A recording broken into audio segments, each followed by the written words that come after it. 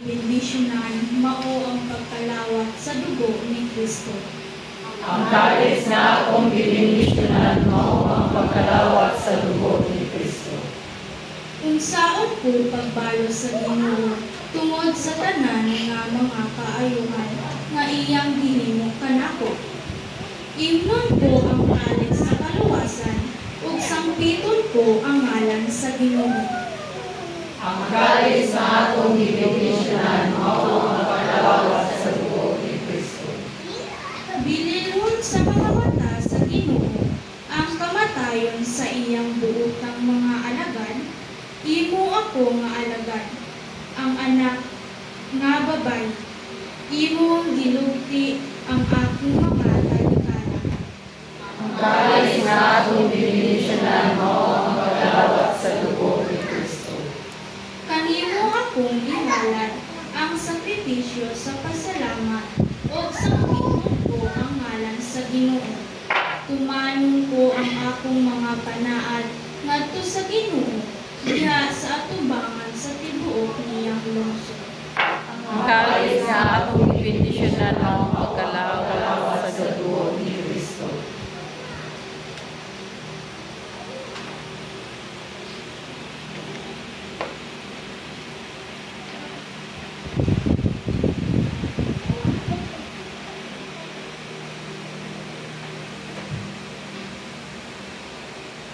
Kinudlog gikan sa unang sulat ni San Pablo ngadto sa taga-Roma.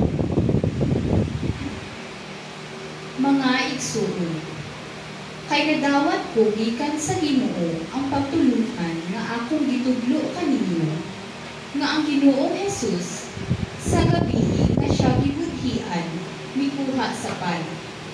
Unya nagpasalamat siya sa Dios o gipikas-pikas niya ang pan o vino. Mao kini ang akong lawas nga gitugyan alang kaninyo. Buhata kini aron paghandom kanako. Human sa panihapon, gikuha niya ang kopa o vino. Mao kini ang kopa sa bag-ong kasabutan nga gitiman-an sa akong dugo. Matag inom ninyo niini, buhata sa paghandom kanako.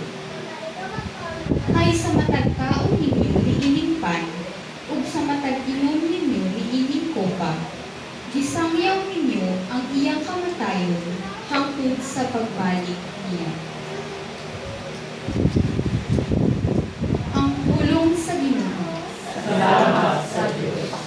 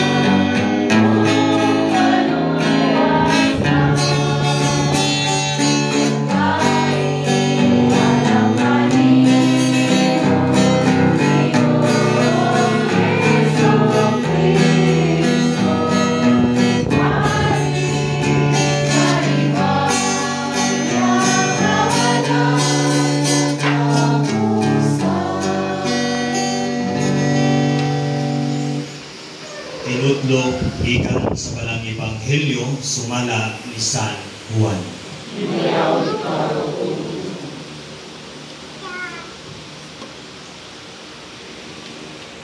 Bispiras kadto sa pangilid sa pagsaylo. Nasayod si Jesus nga miabot na ang iyang tagna sa pagbiya ining kalibutana o pag-adto sa mahal. Kanunay niyang gihigugma kadtong mga iyan niya sa kalibutan o gihigugma niya sila hangtod sa katapusan. Samtang nanihapon si Jesus o ang iyang mga tinunan, ang yawa mihulhog kang Judas mga anak ni Simon Iscariote sa pagbudhi kang Hesus. Nasayod si Jesus nga gitugyan kaniya samahan ang tanang gahom o nga siya gikan sa Dios o muadto sa Dios. Busa midiya si Jesus sa lamisa, gihukas niya ang iyang sapaw o nagbakos siya tualya. Unya, naghuwad siya tubig sa langgana o gihugasan niya ang piil sa mga tinunan o gipahiran sa tualya ang nga iyang gibakos. Miduol siya kang Simon Pedro o si Pedro mingon kaniya, Ginoo, hugasan mo ba di ay ang akong tiil? Si Jesus mitubag, dili ka pa karon makasabot sa akong gibuhat. Apan makasabot karaon niya. Si Pedro mingon, dili gayud ako magpahugas nimo sa akong mga tiil. Apan si Jesus mitubag, kung dili ka hugasan ang imong mga tiil, dili ka na akong tinunan. Si Simon Pedro mitubag, kung mao ka na Ginoo, dili kay mga tiil ko lamang ang hugasi, kung dili hasta usab ang akong ulo o mga kabog. Apan si Jesus mingon, ang nakaligo hinlo na, o dili kinahanglan nga maghugas pa, gawas siyang mga tiil. Kamong tanan hinlo na, gawas sa usa kaninyo. Nasayod ng daan si Jesus kinsa ang mubudhi kaniya, busa mingon siya, kamong tanan hinlo na, gawas sa usa kaninyo. Human niya hugasi ang ilang mga tiil, gisul-og pag-usab ni Jesus ang iyang sapaw o mibalik siya siyang dapit sa lamisa. Unya nangutana siya, nakasabot ba kamo sa akong gibuhat kaninyo? Kamo nagtawag kanako magtutudlo og Ginoo, ug husto kana kay mauman kana ako. Kung ako ang inyong Ginoo ug magtutudlo, naghugas sa inyong mga tiil, pag hinugasay usab kamo sama, pag hinugasay usab kamo sa inyong mga tiil, naghatag ako kaninyo panagingnan aron inyong buhaton ang gibuhat ko kaninyo. Ang Ebanghelyo sa Ginoo. Dayon ikaw, O Kristo. Palihog mang lingkod. Mayong hapon ka natong tanan. So karong hapuna o karong sa kasaulogan gabi pero atong himo sa alas 3 sa matuod nga kahimtang sa atong panahon karon, dako na gayon o kausaban, mga kausaban nga dili makaayo sa kahimtang sa tao. Pamalandungan nato ang atong palibot sa mga niaging kagbigan o sa pag-abot sa alas 6 sa gabi. Kaniadto, iusahon samahan ang iyang mga anak sa panimalay o mag-ampo. Apan karong panahon na, pag-abot sa mga oras, magdali nga muuli o maabli dayon sa TV o di ba, katugtog sa radyo o kahakasit. Karon high-peak man. Hindi na kasit. Lutot na. Sa langga na limo. Kakanta na ka. Daghang mga pamilya nga dili magatipon sa pagkaon. Mao gani diha sa kananan sa unang panahon magkumustahay o mag-istoryahanay.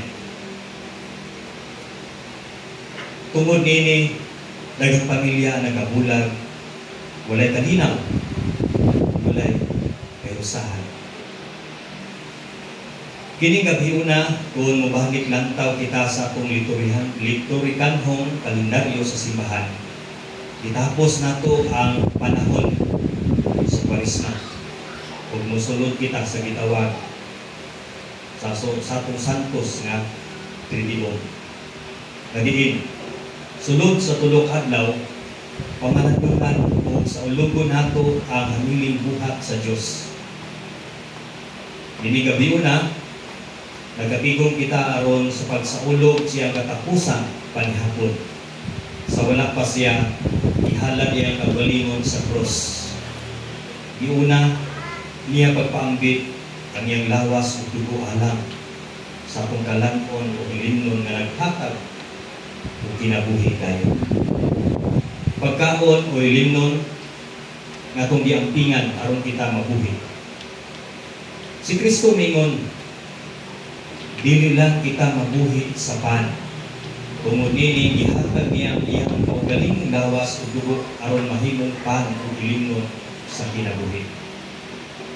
Dili makita nato ang padayon na pakikiusa o paghigugma sa Dios kanato. Mahulipan o mabalik unta nato ang matuod nga hulagway sa pamilya nga diin ang tanan magkahiusa sa pagpangaon diha sa talad kananan sa panimalay. Dugang panini mao ang kasulugan sa santos nga Eucharistia. Tinuod man ang pamilya dili kanunay magkatigom sa pagpangaon tungod sa kawan-on ang mga ginikanan na kamot sa pagtrabaho apan dili pa kanaigot na hinungdan may baliwala na lang nila ang kahigayunan na mahiusa sila sa ilang pamilya. Pagka mahigugmaon o pagka malagaron sa matag usa, maulit kong pundasyon na mahibalik ang bukos na kanina. Sa panahon usab sa pagsimba, pagsaulog sa santos nga Eucharistia, ang pamilya nga makanunayong mag-ampo o magiging-usa kanunay aduna bay labaw sa pagpanalangin sa pagsaulog sa balangin Eucharistia. Sa Eucharistia, ipahinumduman kita sa pagkitabo nga mahimong makita nga pagganaan ni Kristo. Mao kini ang handumanan sa pag-antos, kamatayon o pagkabanhaw ni Kristo. Ang handumanan sa katapusang panihapon, naglantaw sa iyang kamatayon o pagkabanhaw sa cross. Ang mga hamiling buhat sa pamamahan, nagipamatuod siyang buktong anak, nagpadayag siyang bukma, o paghatag kanato o palaginan. Ang pagtigom niya sa mga tinunan, o pagsinatid kanila siyang buhat sa pagpangluwas, o ibuhing timailhan na kita usab, gitawag, sa maong bulhaton, o pagpadayon siyang sugdan ng misyon. Dihatag niya kini nga panagingnan diha sa Panginoon. Kung ako ang inyong magtutudlo, naghugas sa inyong tiil, na paghugasay ka mo, pagpadayag sa matuod nga pagigugma o pagkalagaran. Mao kini ang hagit kanato karon, ang pagbuhat sa iyang panagingnan. Tinuod man, lisod kaayo kung buhaton ang paghigugma o pag-alagad sa atong kaaway. Mga tao nakabuhat ka na o kasaypanan o kaha, diya mismo sa atong pamilya. Atong bana, asawa, mga anak, na dili utahod sa ginikanan. Apan mao kini ang iyang gustong may tabuk ka nato mapadayag at makagugma o pagka napasayloon sa kaniya. Dili gayud kita niya pasagdan sa atong pagpaningkamot sa pagbuhat siyang kabubuto, pagpalik sa matuod na hulagway sa Kristohan ng pamilya na puno sa gugma, pag-alagaray o kahilusan. Sama kanihanan ni Kristo ang iyang kinabuhi. alang sa kayusahan sa tanan. Mga kaigsunay, challenge ka na ito karon. Tulong ka adlaw, murahin kita sa pagpamalandong sa akong kaugalingon. Pabiligod, diya sa itong tagsa-tagsa na pamilya. Wala ito pangitalo. Wala na ito dama na nagtaro sa itong tagsa-tagsa na pamilya. Mga problema, panagnalis, panagbibig. Apa, ipahinulungan kita sa Ginoo. Mauta, ano na kita ng ngayon ako, ang pasaylo ko. Parang ibalik, yan sa itong pamilya. Ang pinuhan, ang kayusahan, bumi, ang labaw sa tanan, ang malipayan kita. Kung tanong na kita lahapan sa itong pasaylo. Lisod man, kapag kita buhay dahil kita pa ang tuwa sa man na aman ang panagbinti sa pagkasakal sa kapamilya. Ilabas na ang interpamali lagi mabalik. Ang respeto pinagilipan o kayo sa ihagit nila ng Kristo kayo kaya sa pagkasapagsa kapuwalin ng pamilya ang tao mahimo magmamagaran sa pusa kung ako kining paningkamutan ng Pino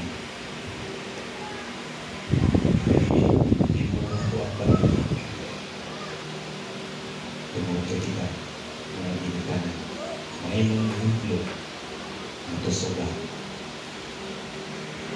sa mga Kristo sa pagkawan sa pagpasakit pamatayon sa Diyos ang dawato ang kalisdanan sa ating tinagigil pagkalayo tinapagano kaya atong nalampasan ang mga pagsulay atong encounter diyan sa atong pasapag sa pagkakas atong hinunduhan ang lino ni Kristo hanggang sa kalunay sa pagtama sa pagpasahan kung kita kinasingkasi ang atong pagbilang o pagalaman